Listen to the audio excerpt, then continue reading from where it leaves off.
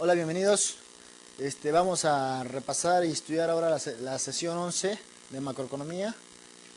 En la sesión pasada vimos un poco unos conceptos sobre inflación y mano de obra, cuáles son las características de la mano de obra, los tipos de mano de obra. Vimos las causas, las consecuencias de la inflación. Vimos cómo calculamos una inflación, la tasa de desempleo, cuáles son los tipos de desempleo, el friccional, el estructurado, todo eso. La primera sesión vimos cómo calcular la tasa de desempleo, ¿no? Entonces ya no fue necesario calcular eso. Entonces ahora vamos a ver lo que son las relaciones internacionales, el comercio exterior y lo que son la planeación y planificación económica de un país, ¿sí? Entonces vamos a ver con un poco más de detalle eso y ya con eso acabamos el curso. Síganme, por favor. Okay. El objetivo particular del tema 11 es que el alumno comprenda las relaciones internacionales, ¿no? Y el objetivo específico de esta sesión es que el alumno va a aprender algunos conceptos de las relaciones internacionales y de la planificación económica, ¿sí? Ok. Vimos la vez pasada comercio exterior, inversión extranjera, deuda pública. Sabemos que lo que es la deuda externa, cuando los países se prestan dinero del Banco Mundial, por ejemplo, del Fondo Monetario Internacional, entonces entran en deuda con esas instituciones. Obviamente esas deudas no son gratis, ¿no? Toda deuda, cuando uno se presta dinero, hay una tasa de interés, que eso que es el costo de prestarme el dinero, ¿no? Nadie, las instituciones bancarias ni financieras no me prestan dinero. Yo no les digo, préstame 10.000 pesos y la otra semana o en 2 años te devuelvo los 10.000 pesos, ¿no? No.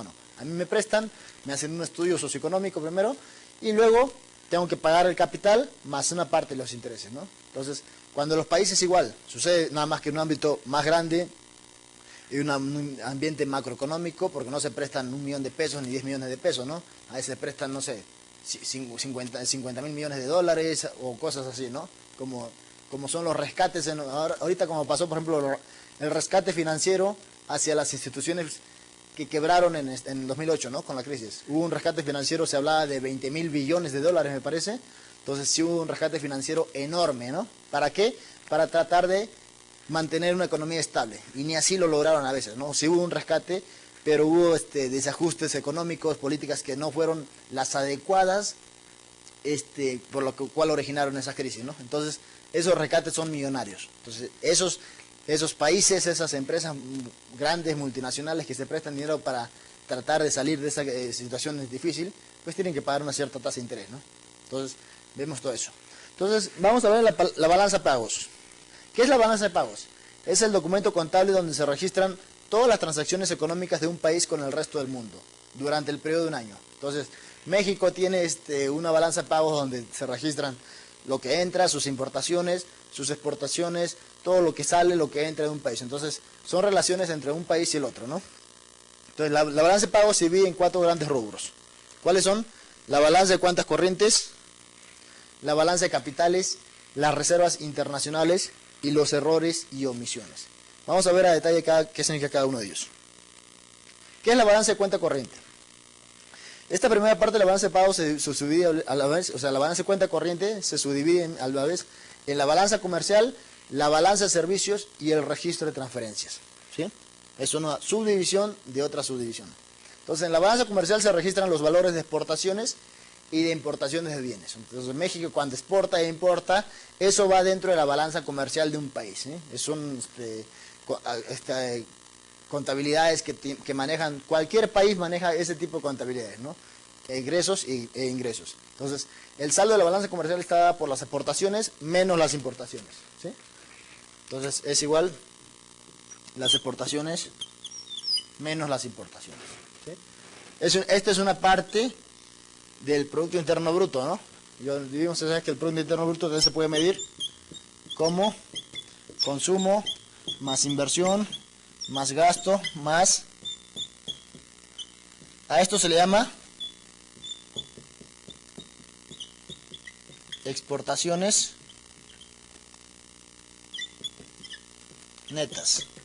Entonces, a la diferencia entre exportaciones e importaciones se le denomina también exportaciones netas. Entonces, cuando hablamos de la existencia de un superávit en la balanza comercial, ¿qué dice superávit? Que tiene números positivos, ¿no? Eso quiere decir que el valor de las exportaciones es mayor que las importaciones. Entonces, cuando las exportaciones son mayor a las importaciones, hay un superávit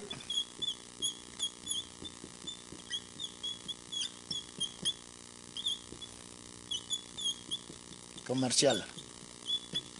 Y cuando las exportaciones son menores a las importaciones, hay un déficit comercial. ¿Sí? Igual cuando hablamos de superávit fiscal y déficit fiscal, ¿no? ¿Sí? Cuando los gastos son mayores a los impuestos hay una característica, y cuando los impuestos son mayores a los gastos es otra cosa, ¿no? Entonces, se hace caso, ¿no? La balanza de servicios se registra los valores de exportación y de importación en el rubro de servicios. La balanza comercial se refiere a todo tipo de bienes y servicios. Arroz, azúcar, café, maíz, papa, lo que uno exporta y lo que importa, ¿no? Esto se refiere a cuestión de servicios, no sé, algún tipo de servicio que se haga, algún tipo de capacitación, de conocimientos, y todo eso son servicios, ¿no? En las transferencias se registran todas aquellas donaciones que el país hace al resto del mundo y todas aquellas donaciones que el país recibe del resto del mundo. Entonces, cuando un país dona algo a otro país, eso va como exportaciones, y cuando otros países donan a México algo, se va como importaciones, ¿no? Entonces, igual se hace una diferencia y se ve si hay superávit o si hay déficit. En la balanza de capitales, ¿qué tenemos en la balanza de capitales? En esta parte de la balanza de pagos se registran los activos del país en el exterior por un lado, y por el otro se muestran los activos de los extranjeros en el país. Entonces, México puede tener algún activo en otro país, ¿sí? Y aquí en México puede haber activos americanos, canadienses, franceses, ingleses, ¿no? Entonces ahí se ve cuáles son esos. Los activos que se incluyen son tanto inversión extranjera directa como inversión extranjera indirecta o de cartera, ¿sí? Vamos a ver qué consiste cada uno de esos. La inversión extranjera directa es de largo plazo y representada en activos físicos, ¿sí? Entonces, no sé, cuando un país viene y invierte aquí, ¿no? Es inversión extranjera directa. La inversión extranjera indirecta o de cartera consiste en la compra de títulos y valores mexicanos como acciones, bonos y obligaciones por parte de los extranjeros. A veces se habla de los eurobonos, ¿no? O cuando una institución o financiera, por ejemplo, americana, compra bonos de aquí mexicanos, ¿no? O cuando nosotros compramos de allá. Entonces, cuando se hacen ese tipo de transferencias, ¿sí? A eso se refiere inversión extranjera indirecta. En la cuenta capital se incluyen transacciones de débitos. ¿Qué son los débitos? Son los salarios de capital, son las salidas, perdón, de capital nacional, así como las reducciones del capital extranjero en el país, ¿sí? Entonces, cuando se sale capital nacional al extranjero, se le denomina como débito. Las transacciones de débito representan demanda de divisas, lo que presiona el tipo de cambio, devaluando la moneda nacional. Entonces, esas tres condiciones, cuando hay transacción de débito, el tipo de cambio baja o sube, dependiendo, ¿no? Entonces se devalúa, ¿sí? Entonces, normalmente aquí lo que pasa es que sube. Si el tipo de cambio ahorita es, no sé, 12.80 pesos por cada dólar, y eso sube a 15, simplemente quiere decir que nuestra moneda vale, o sea, un dólar americano vale lo que equivalente a 15 pesos mexicanos. Entonces nuestra moneda está devaluada, ¿no? En otras palabras, no tiene mucho poder de compra, ¿sí? Un dólar puedo comprar una cosa, pero con 15 pesos ya es lo mismo, ¿no? Pero son 15 pesos, ya no es un peso, ¿no? Entonces se devalúa la moneda, ¿sí? A veces hay épocas en que hay mucha devaluación. Ahora con la crisis del 2008 igual, ¿no? O sea, ¿por qué tomo a veces mucho en cuenta eso? Porque es una situación que sale dentro de lo normal que debe mantenerse un sistema económico o un sistema financiero, ¿no? Son esas causas externas o causas que no son muy seguidas, donde las economías de los países se ven muy afectados, ¿no? ¿Sí? En la otra tenemos los créditos. Son entradas de capital, así como reducciones de capital nacional en el exterior, ¿sí? Las transacciones de crédito aumentan la oferta de divisas, lo que fortalece la moneda nacional. Entonces, en vez de devaluarse, se va a sobrevalorar la moneda, ¿no? De 12 pesos ahora baja, por ejemplo, a 8. Ya vale un poco más la moneda, ¿no? Pues imagínense si de 12 subiera a 30, pues no tiene sentido, ¿no? O sea, sí tiene sentido, pero está muy devaluada la moneda. A veces hay países, por ejemplo, Ecuador hace un tiempo, como su moneda a veces estaba muy devaluada, tenía muchas crisis financieras, muchas crisis económicas, estaba en épocas muy difíciles, lo que hizo el gobierno fue dolarizar la moneda. Entonces, hubo un tiempo en que ellos pensaron que dolarizando la moneda se iban a resolver todos sus problemas. Entonces, ¿qué quiere decir eso? Que todo fue dólar. El sucre, me parece que era la moneda ecuatoriana en ese tiempo, pues dejó de estar en circulación y todo fue dólar. Entonces, eso no ocasionó necesariamente que el país creciera ni tuviera un mayor desarrollo, ¿no? Porque saben que no se ha dado eso. Simplemente pensaron, hicieron algunas evaluaciones económicas y pensaron que con esa actitud, con ese tipo de situación que pusieron, se iba a resolver los problemas económicos del país, y no fue así, ¿no? Entonces por eso les digo, es importante que los países sepan qué políticas adoptar para mejorar, ¿sí? A veces no hacen un buen estudio y las políticas que realizan no ayudan en nada en favor del país, ¿no? ¿Sí? Entonces, un saldo positivo en la balanza de capitales significa que en el periodo entraron más divisas de las que salieron. Por el contrario, un saldo negativo significa que las salidas que salieron más divisas de las que entraron, ¿sí? Entonces, ahí entra, por ejemplo, las remesas, ¿no? Las remesas son las entradas de las personas que están, mexicanos en Estados Unidos, que mandan dinero, ¿no? Esas son remesas. Entonces, esas remesas están dentro de la contabilidad nacional de un país, ¿sí? Dentro de la balanza de pagos, balanza comercial, ¿no? Entonces, otra sería las reservas internacionales. Esta parte de la balanza de pagos mide los activos oficiales del país y los activos oficiales del resto del mundo en el país, ¿sí? Los activos pueden ser divisas extranjeras, principalmente dólares, el oro, etc.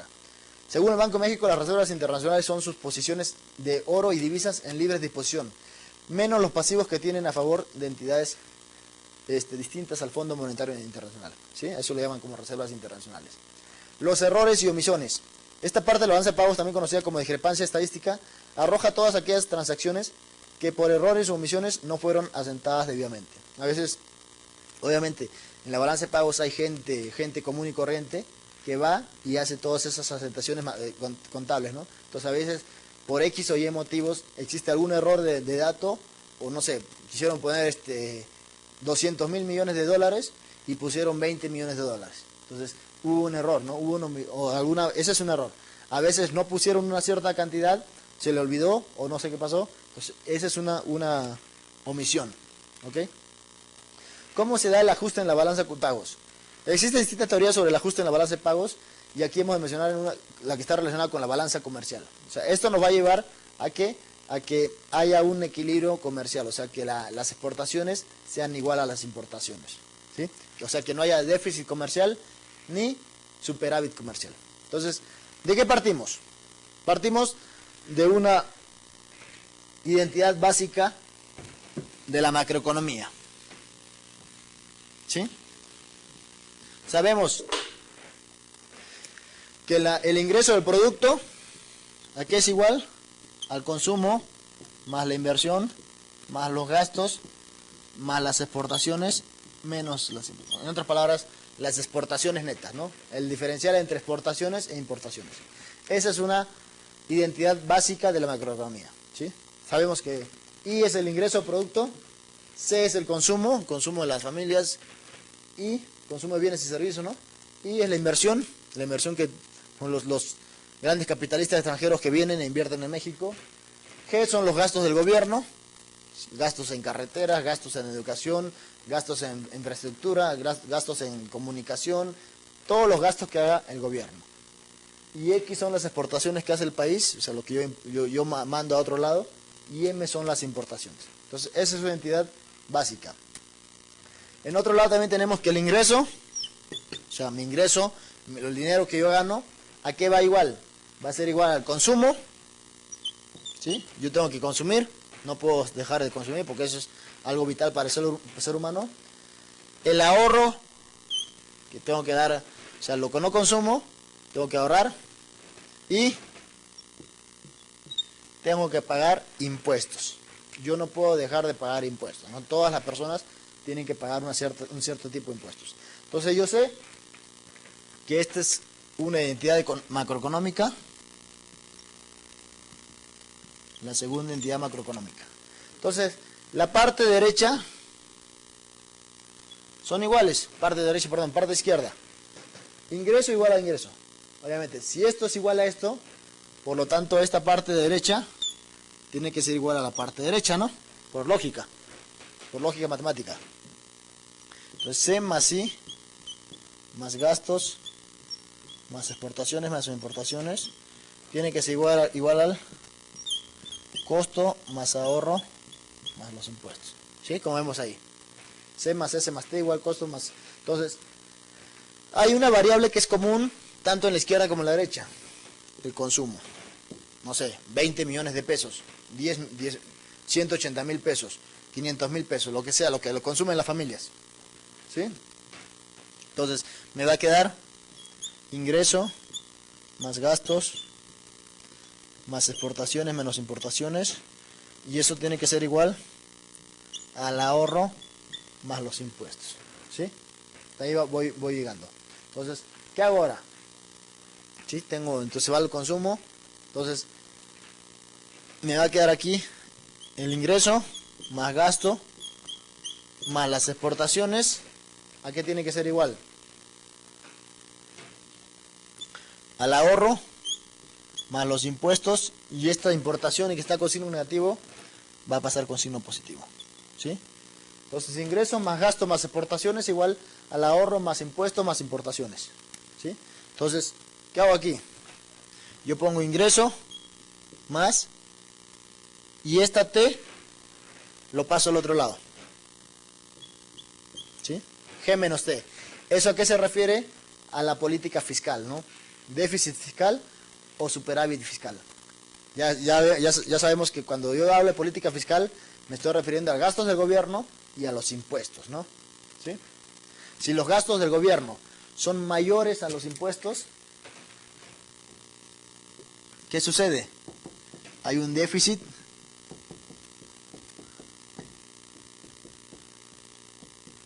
fiscal. ¿Sí? ¿Por qué? Porque a mí me está entrando, o mejor dicho, yo estoy dando en gastos mayor cantidad a lo que me entra como impuestos. Entonces, en mi caja, en mi contabilidad, voy a tener un número negativo, ¿no? ¿Sí? Porque yo saco de mi caja 100.000 y meto a mi caja 50.000, ¿qué sucede? Entonces, estoy sacando más de lo que meto. Entonces, hay un déficit fiscal. Y si el gasto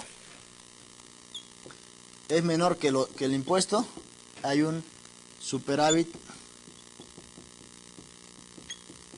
fiscal. ¿Sí? Entonces, por eso se da esas cosas. ¿Ok? Entonces, yo tengo, el T pasa aquí con signo negativo, y voy a tener igual al ahorro más M menos X. ¿Sí?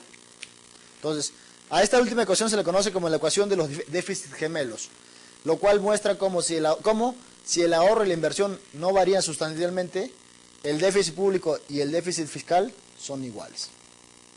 Y el déficit comercial, perdón. ¿Sí?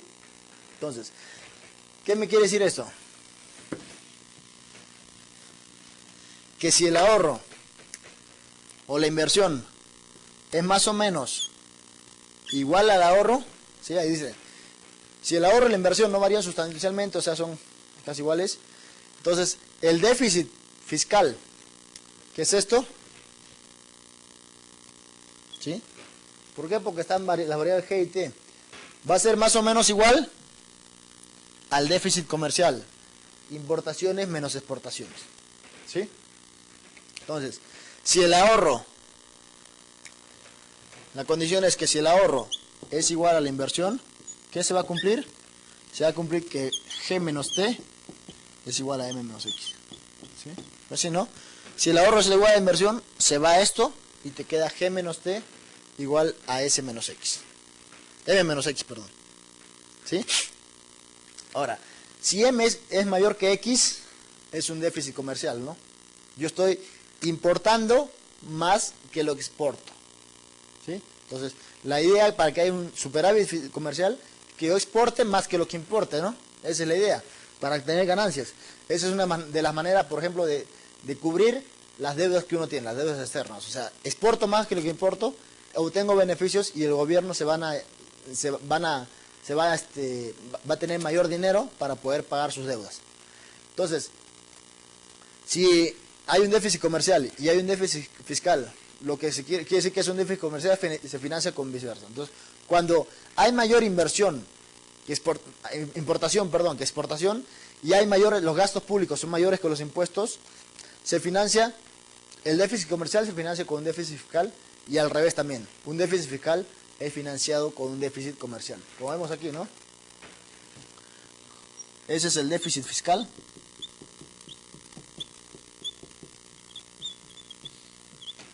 Y este es el déficit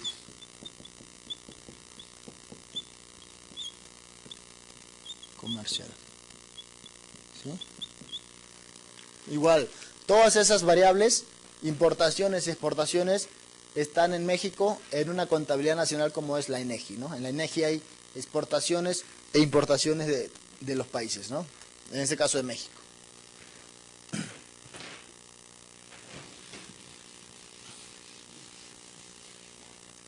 ¿Qué más? Ok. Ahora, si hacemos que el consumo interno, el consumo dentro del país, por ejemplo, sea igual a... ¿Qué quiere decir esto? Que el consumo interno va a ser igual al consumo que tienen las familias, más las inversiones, más los gastos. ¿Sí? El consumo de las familias, más las inversiones que se producen en el país, más los gastos que realiza el gobierno, ese se va a hablar como un consumo interno. ¿Sí? A esto se le llama como una teoría o un modelito que se llama absorción de la economía. ¿Sí? Entonces, si yo tomo eso, yo sé que de la identidad inicial que sabía, que consumo más inversión más gastos y más X menos M era igual al ingreso o producto, ¿no? Pero ahora yo sé que todo esto, C más I más G, es igual a A. Entonces sustituyo nada más. A más X menos M. ¿Sí? Como vemos allá en la diapositiva. Entonces, ¿de ahí qué me da?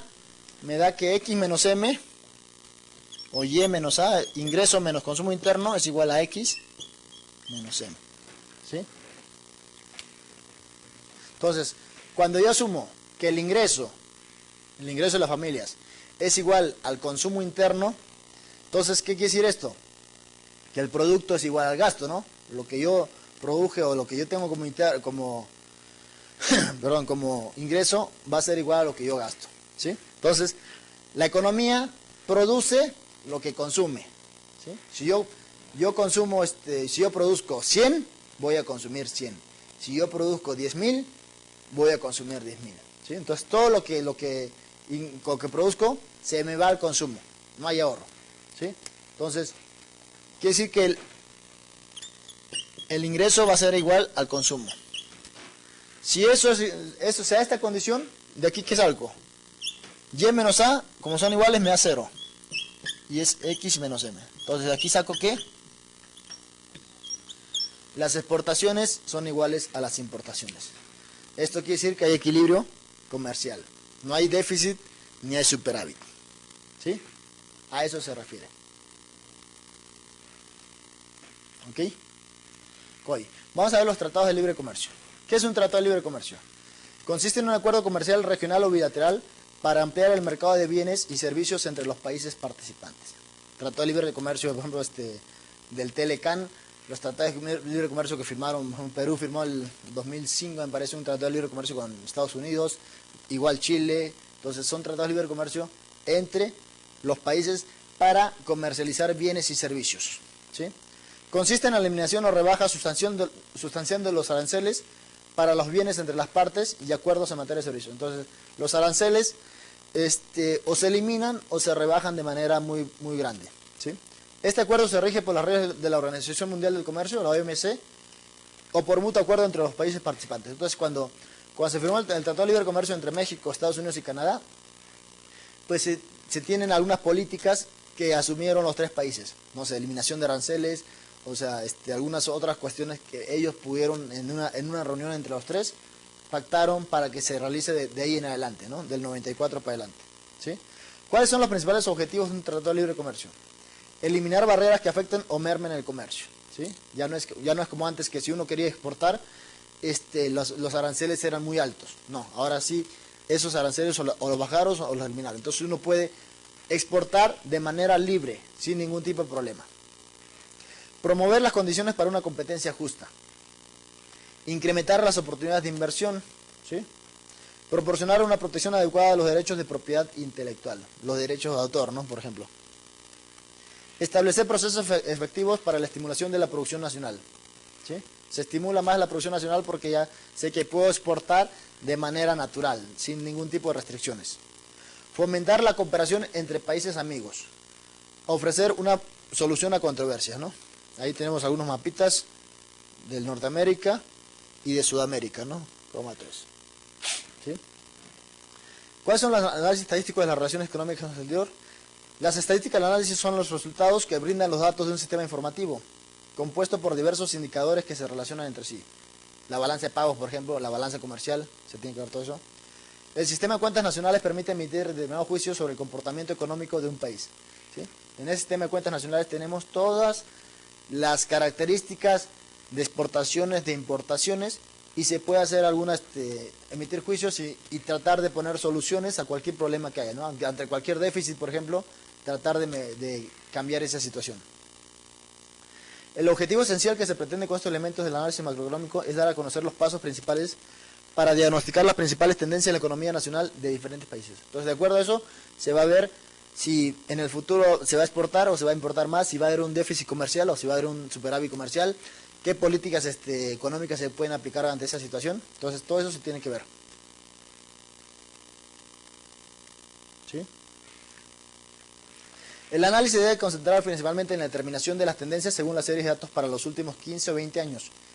Son las series de datos más representativas, ¿no? A veces tomar series de datos de 150 años, pues, no sirve, ¿no? Porque a veces ni siquiera en ese tiempo había intercambio comercial, ¿sí? No habían relaciones internacionales entre los países, o sea, había, de repente era muy cerrada, ¿no? Entonces tomar datos estadísticos de 200 años, pues, aparte que no sirve, y encima creo que a veces no hay datos estadísticos tan hacia atrás, ¿no? O sea, a veces hay 15 años, 20 años, a veces de 100 años no se encuentra, no hay series estadísticas o series de tiempo o series de datos por la cual podemos sacar alguna conclusión. ¿Sí? ¿Qué es la política económica exterior? Es la parte de la política económica general que se encarga de estudiar, proponer y aplicar medidas, mecanismos e instrumentos que se refieren a las relaciones económicas con el exterior. ¿Sí? Son políticas, así como tenemos política fiscal y política monetaria, aquí tenemos políticas que se aplican o instrumentos que se aplican para mejorar la política o el comercio exterior con otros países, ¿no? Con Estados Unidos y con Canadá, por ejemplo. Que mayormente México es con esos dos, ¿no? Que son nuestros vecinos. ¿Sí? La política económica exterior la realiza el Estado en las diversas manifestaciones económicas con el exterior. Esta se puede dividir en política de comercio exterior, que es el conjunto de acciones que realiza el Estado en materia de importaciones y exportaciones, ¿sí? En cuenta, la fiscal se encarga simplemente del gasto y los impuestos. La monetaria se encarga de la oferta monetaria, ¿no? De cuánto dinero meter corto, hacer un corto, hacer un largo en la economía de un país, ¿no? Meter dinero o sacar dinero circulante, ¿no? La política de comercio exterior ya se encarga de las importaciones y de las exportaciones de los bienes y servicios, ¿sí? A fin de que ambas actividades contribuyan al desarrollo socioeconómico del país, ¿sí? Para todo país es importante exportar en grandes cantidades o importar lo que yo no tengo, ¿no? ¿Sí? Si yo tengo exceso de maíz, por ejemplo, uno tiene que importar. Si yo no tengo algún otro, no sé, papa, por ejemplo, algún otro producto, pues ¿qué tengo que hacer para que el pueblo pueda consumir? Pues tengo que importar, ¿no? Entonces, son casos que se tienen que dar en la economía. Entonces, vamos a ver las principales acciones de comercio exterior en México, los últimos 3 secciones. En el gobierno de Carlos Salinas de Gortari, que fue del 88 al 94, del PRI, vamos a ver qué pasó. Se modificó la estructura arancelaria para reducir su dispersión. Se instauró el programa financiero promocional del Banco de Comercio Exterior con el objeto de reducir las transferencias de recursos del exterior. Se emite una nueva ley de comercio exterior para fomentar las exportaciones, ¿sí? Se amplía la defensa contra prácticas desleales del comercio. Se negocia el famoso Tratado de Libre Comercio de Estados Unidos, Canadá y México, ¿no? El famoso TLCAN. El que dicen muchos estudios que en vez, obviamente los comercios exteriores se aplican ¿para qué? Para que todos los países mantengan un buen comercio, para que tengan estabilidad, para que tengan beneficios, ¿no? En este caso muchos estudios han llegado a la conclusión de que en vez de ayudar eso a México, ha empeorado, ¿no? O sea, la situación ha empeorado. Y dicen que pues simplemente esos tipos de tratados benefician más a los países poderosos que a los países, ahora sí que subdesarrollados, ¿no? Trae más beneficios para Estados Unidos y Canadá que para México. Se busca reducir los aranceles a un máximo del 10%. El ajuste arancelario del 93 fue del 11.5%. La política comercial tiene como objetivo fomentar las exportaciones no petroleras, garantizar el acceso de las exportaciones mexicanas a los mercados mundiales, ¿sí? Entonces, llevar el maíz a Estados Unidos, por ejemplo, es una de las políticas de exportación. En el gobierno Cedillo, ¿qué se hace? Se firma el Tratado de Libre Comercio México-Costa Rica, que entra en vigor en el 95. Se entra en operación en 1995 el Tratado de Libre Comercio de los grupos Los Tres, México, Colombia y Venezuela. Se participa en la Organización de la Cooperación y Desarrollo Económico, la famosa OCDE, a partir del 94. Se realizan negociaciones comerciales, los cuales convierten al país en una de las compañías más abiertas del mundo. Las exportaciones pasan de representar 11% del PIB al principio del sexenio al 27% al final de este mes. Entonces, las exportaciones entran en una cierta cantidad, tienen un gran aumento, casi más del 100%, ¿no? O sea, entonces, ayudan a un mayor crecimiento. O sea, obviamente ya saben que si aumenta el PIB, eso va a originar en un crecimiento económico, ¿no? Entonces, aquí aumentó del 11% al 27%, entonces las exportaciones tomaron un gran papel para el crecimiento económico, ¿sí? Se incrementa la dependencia comercial con Estados Unidos. Entonces, después del Tratado de Libre Comercio, ya esa dependencia comercial no solamente bienes y servicios, a veces ahorita hasta de capital humano, ¿no? Mucha gente va, obviamente para que un americano venga aquí pues es más complicado, ¿no? Lo más común es que el mexicano vaya a Estados Unidos a trabajar, ¿no? El Tratado de CAN permitió incrementar el 80% del intercambio comercial del país con Estados Unidos, ¿sí? Ya hubo más, o sea, antes de ese Tratado de Libre Comercial no había tanto comercio exterior con Estados Unidos. Después del Tratado de Libre Comercio, pues ya empezaron a haber mayor intercambio comercial, ¿no? En el gobierno de Vicente Fox y Quesada, el famoso gobierno, ¿no? Continúa el proceso de apertura comercial y el apoyo a los tratados comerciales firmados por nuestro país. Se discute de la participación de México en el área de libre comercio para América impulsada por Estados Unidos. Se crea la Subsecretaría de Relaciones Económicas y Cooperación Internacional, la Secretaría de Relaciones Exteriores, con el objeto de mantener una política exterior con otros países, ¿no? El Plan Nacional de Desarrollo, que empezó en el 2005, se reconoce que México debe incrementar la especialización de sus procesos productivos, desarrollando competencias que le permiten integrar cadenas productivas para participar en el mercado en forma activa en el comercio mundial. Entonces, el Plan Nacional de Desarrollo simplemente son metas u objetivos que el gobierno traza a futuro. Entonces, ya sea de manera global como un país, o de manera sectorial o de manera regional, ¿no? O sea, puede ser un plan económico, un plan administrativo, un plan financiero, por ejemplo, de Guadalajara, ¿sí? Un plan de Nuevo León, no sé, de Tijuana, lo que sea, ¿no? Entonces, son planes que se tratan de llevar a cabo, obviamente con distintos tipos de instrumentos, ¿no? Luego, la política de turismo puede ser definida como el conjunto de acciones y medidas emprendidas y realizadas por las administraciones públicas relativas a la actividad turística. Entonces hay que llevar políticas para que los extranjeros lleguen a mayor cantidad al país, ¿no? Políticas de turismo, por ejemplo, en Cancún, no sé, mejorar los hoteles, tener mejores instalaciones, son políticas que se tienen que aplicar para que el turismo sea aumente en mayor cantidad, ¿no? Que son importantes igual para el crecimiento de un país.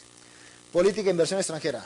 Son los conjuntos de acciones y medidas realizadas para incentivar la inversión extranjera directa en un determinado país. O sea, que el país tenga un bajo riesgo país, que no tenga tanta tasa de inflación, que sea un país seguro, porque eso también incentiva a las empresas extranjeras a invertir aquí, ¿no? Si es un país inseguro, si tiene mucha violencia, si los precios suben de manera escalofriante a veces, si es un país que no maneja buenas políticas fiscales ni monetarias, entonces los inversionistas dicen, pues este país es muy inestable, económicamente no me va a ayudar, que obviamente las empresas que vienen a invertir, ¿qué buscan? Buscan beneficios, ¿no? Ganancias. Entonces, si un país no le da esas condiciones para que ellos lleguen a esas ganancias, pues simplemente no invierten, ¿no?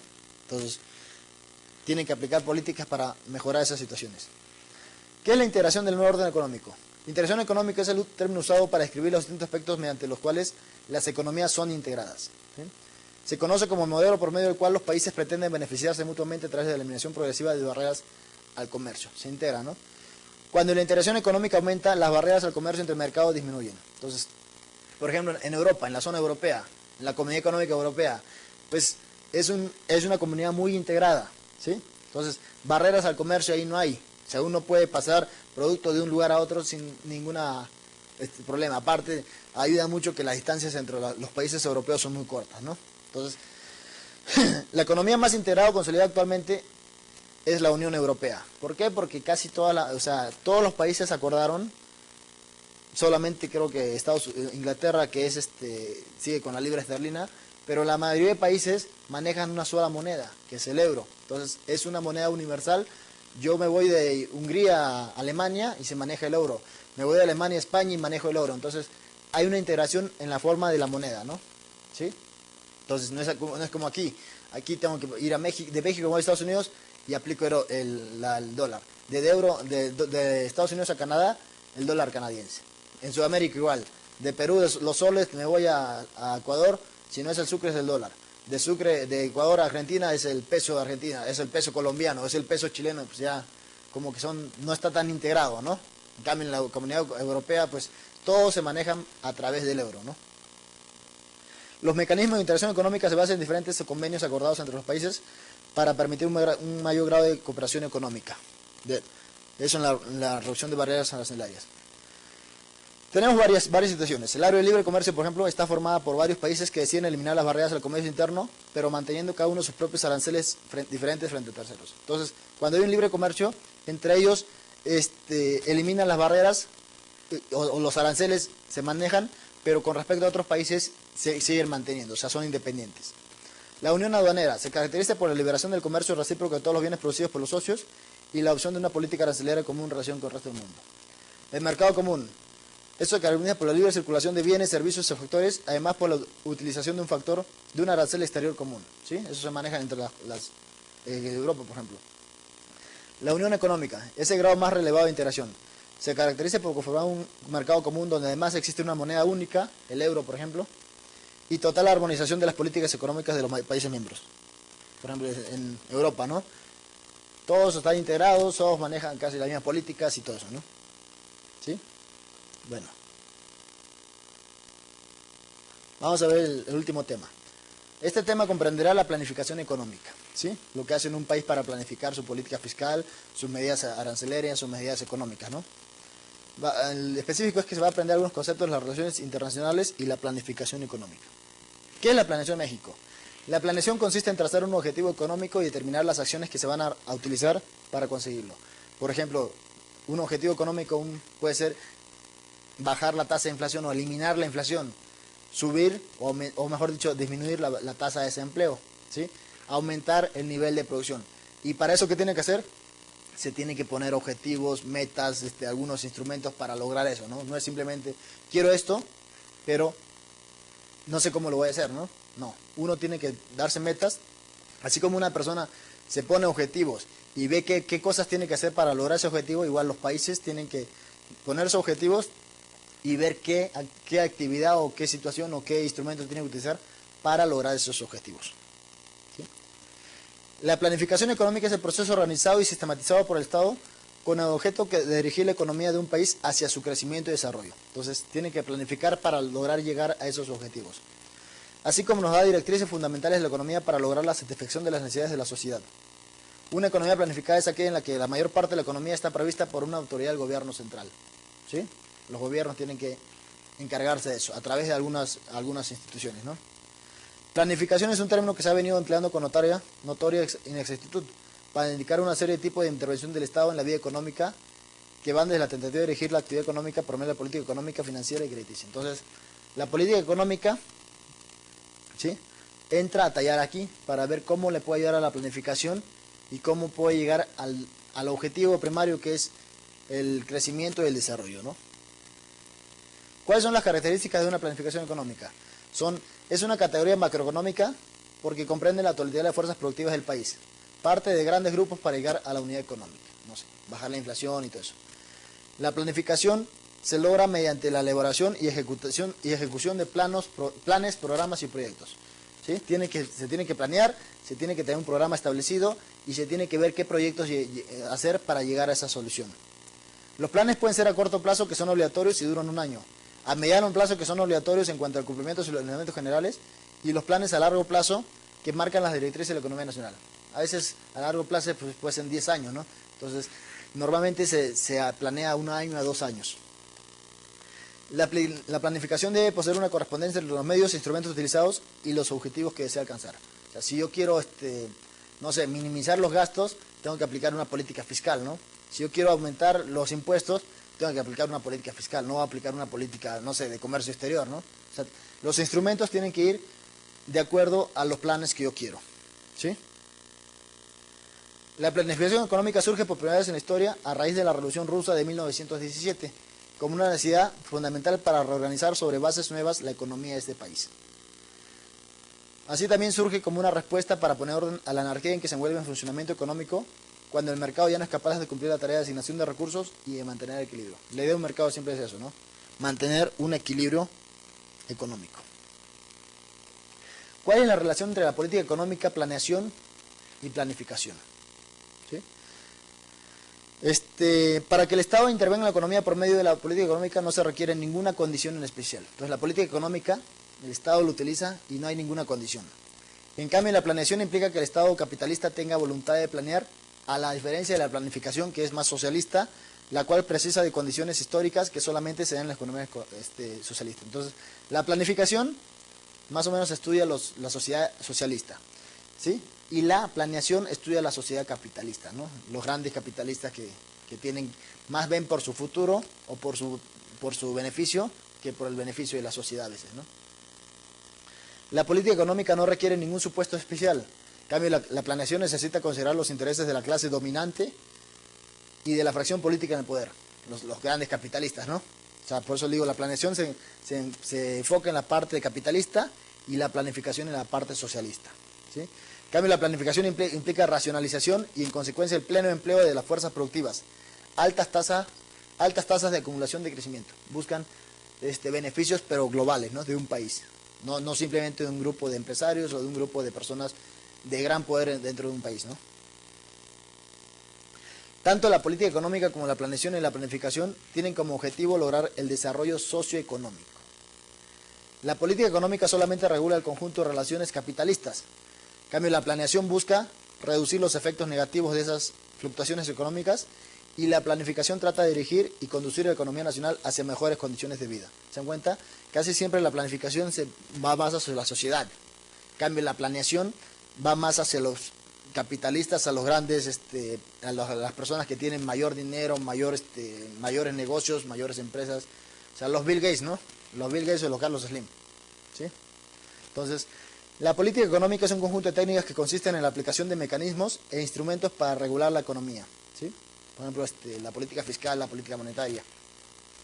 La planeación es obligatoria para el sector público e indicativa para el sector privado, ¿sí? Y la planificación es un proceso de participación de la sociedad. Otra vez ahí, en la planificación va la sociedad. Los esfuerzos por institucionar un sistema nacional de planeación democrática se inician en 1930, con la Ley sobre la Planeación General de la República, ¿sí? Aquí vamos a hablar más o menos sobre los antecedentes de la planeación en México. Más tarde, el gobierno federal estableció el Plan Seccional, que cubrió el periodo de 1934 a 1940, ¿sí? Posteriormente, el gobierno federal se decidió no por instrumentar un sistema de planeación de carácter integral, sino que dirigió sus esfuerzos a programar las inversiones para este propósito.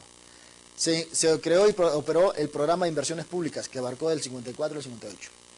Luego se instrumentó el Plan de Acción Inmediata, del 62 al 64, y el Plan de Desarrollo Económico Social, del 66 al 70. El Partido Revolucionario Institucional, el famoso PRI, elaboró en 1975 el Plan Básico de Gobierno, que ayudó a fortalecer el proceso de planeación al sistematizar sus bases políticas y articular las demandas populares. El Estado mexicano avanzó extraordinariamente en materia de planeación al haber formulado el Plan Global de Desarrollo, ¿sí? ¿Cuáles son los planes, programas y proyectos evaluados en el país? O sea, en otras palabras, son planes que el gobierno, a través del Plan Nacional de Desarrollo, a través de otras instituciones, se trazan con el objetivo de cumplir algunas metas, ¿sí? Siempre tienen que cumplir algunas metas, como cuáles, como les dije, bajar la inflación, bajar la inflación no, sino estabilizar los precios, bajar la tasa de desempleo, tratar de llevar una mejor política financiera, una mejor política fiscal, tratar de llegar a un crecimiento.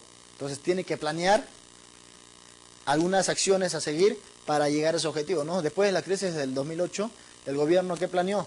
Planeó que el crecimiento en México vaya a través entre el 4 y el 6%, ¿no? Planeó eso, pero ¿qué tuvo que hacer para llegar a eso? Pues tuvo que tener, no sé, incentivar a veces la inversión o algunas otras acciones para lograr llegar a ese cometido, ¿no? Si no, no tiene sentido. Entonces, estos son planes, por ejemplo, los planes nacionales de desarrollo pueden ser quinquenales o seccionales y deben contemplar en su estructura los siguientes aspectos: la elaboración de un diagnóstico y la formulación de un pronóstico. O sea, diagnostica y va a hacer un pronóstico a ver qué se tiene que hacer, ¿no? La definición de los fines, objetivos y metas, ¿sí? ¿Qué es lo que yo quiero hacer? ¿A qué quiero llegar? Y los medios, estrategias y políticas y la evaluación de resultados. Entonces, primero, ¿qué tiene que hacer? ¿Sí? Entonces tiene que hacer un diagnóstico, ¿sí? Entonces el gobierno tiene que hacer un diagnóstico de lo que está sucediendo en el país, ¿no? No sé, hay crisis, la inflación está muy alta, la producción se ha estancado, hay un proceso de estanflación, hay una deflación. Entonces tiene que diagnosticar qué sucede dentro de los niveles macroeconómicos de un país, ¿no? O sea, ¿qué está pasando en este momento? Cuáles son las cosas negativas, cuáles son las cosas positivas, ¿sí? Entonces tiene que elaborar un diagnóstico y un pronóstico. Luego tiene que llegar a objetivos y metas. Entonces, por ejemplo, si en ese momento el país está en proceso de estanflación, entonces, ¿qué quiere decir? Que la producción se ha estancado, ¿sí? Entonces el gobierno tiene que... ¿Cuáles son uno de las metas y objetivos? Bueno, entonces el gobierno va a decir, yo quiero que la producción crezca. Entonces, esta inflación, les dije, es estancamiento de la producción y un proceso inflacionario. Entonces, el objetivo del gobierno va a ser aumentar la producción y eliminar la inflación. Entonces, esos van a ser sus objetivos y metas. Luego de eso, ¿qué? Tiene que ver qué instrumentos utilizar.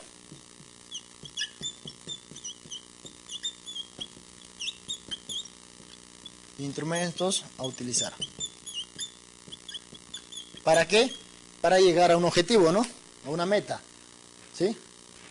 Y luego al final, una vez que utilizó los instrumentos, una política fiscal, una política monetaria, no sé, incentivó la inversión, aumentó la tasa de interés, disminuyó la tasa de interés, aumentó los gastos, aumentaron los impuestos, alguna condición, ¿no? Entonces, una vez que haya puesto los instrumentos en marcha, va a haber aquí resultados.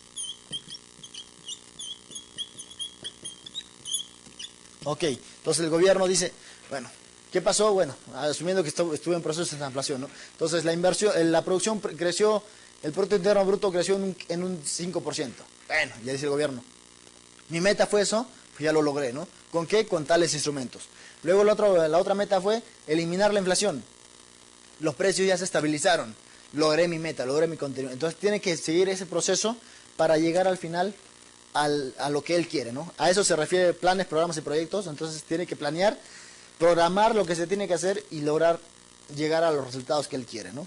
Entonces, planear lo que se quiere ser demanda como primer paso imaginar, vislumbrar, decidir un proyecto de país. ¿Qué es lo que quiere? El gobierno dice, bueno, yo quiero llegar a eso. Hay que hacer un plan estratégico para llegar a ese cometido, ¿no? ¿Qué tengo que hacer? No sé, de repente me tengo que rodear de buenos especialistas en materia económica que me digan a ver qué es lo que tengo que hacer, ¿sí? En el 2009 el PIB tuvo un decrecimiento del 6.8% y para el 2010 se está pronosticando que tenga un crecimiento del 3%. Entonces, el 2009 el PIB bajó, ¿por qué? Por la crisis hipotecaria, ¿no?, de Estados Unidos. Pero para el 2010 ya se está pronosticando que va a haber un incremento del 3%. Entonces, eso es uno de los planes del gobierno. Tienen que tratar de seguir medidas o políticas económicas para llegar a eso.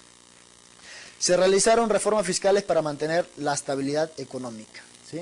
Las famosas reformas fiscales, ¿no? ¿Sí? Que mucha gente se quejaba, no, que los impuestos han subido y todo eso. El gobierno dice que eso es necesario para lograr encontrar una estabilidad económica. Que lo logre o no, pues ya depende de los resultados que, no sé, si ellos retrasaron eso, llegar a una estabilidad económica para el 2012, pues ellos, al final de 2012 uno va a ver los resultados. Si verdaderamente se llegó a una estabilidad económica o de plano las reformas fiscales que aplicaron no sirvieron para nada, ¿no? Simplemente puro choro, ¿no? Ahora como dicen, ¿no? Se realizará un ajuste de los gastos públicos. Entonces hay que ver si el gobierno lo que quiere es disminuir los gastos públicos para tratar de llegar a una estabilidad. ¿Sí? Bueno, entonces con esto hemos culminado la materia prácticamente y hemos visto todo lo básico de la macroeconomía. Bueno, hay veces hay temas un poco más avanzados, bueno, pero que no corresponden a la materia. Pero ya con esto yo creo que un administrador o alguien que trabaja en la parte administrativa siempre tiene que saber, o por lo menos tener idea de lo que es una, no sé, qué es la macroeconomía, qué es una inflación, qué es un crecimiento, qué es un desarrollo, qué es una tasa de desempleo, cómo puedo calcular una tasa de desempleo, cómo puedo calcular el crecimiento de un país, que como siempre les digo son variables que se manejan o que se escuchan y se leen a cada rato en los periódicos, en las noticias, ¿no? Entonces hay que saber en qué consiste el crecimiento. A veces uno dice, bueno, creció, pero ¿cómo calculo el crecimiento? ¿Cómo lo obtengo? ¿Sí? Entonces hay que saber todo eso. Entonces, bueno, gracias por su participación y espero que el curso haya sido muy claro. Cualquier cosa ya saben que tienen mi correo personal y el correo de la escuela, pueden escribir un correo. Les voy a mandar las actividades, les voy a mandar los exámenes parcial y final. Ya saben cómo se trabaja, ustedes me lo tienen que mandar. Yo lo reviso, se los devuelvo, les digo, esto aquí está mal, aquí te falta esto está correcto, tienes tal calificación. Entonces, los puedo dejar bueno, las actividades van a consistir mayormente en algún trabajito de investigación o entrar al INEGI, por ejemplo, y calcular algunas cantidades o algunos números de variables macroeconómicas. Entonces, eso se puede hacer de manera muy sencilla, ¿no? Bueno, entonces nos quedamos aquí y espero que haya sido asegurado el curso. Nos vemos en el siguiente curso y hasta luego.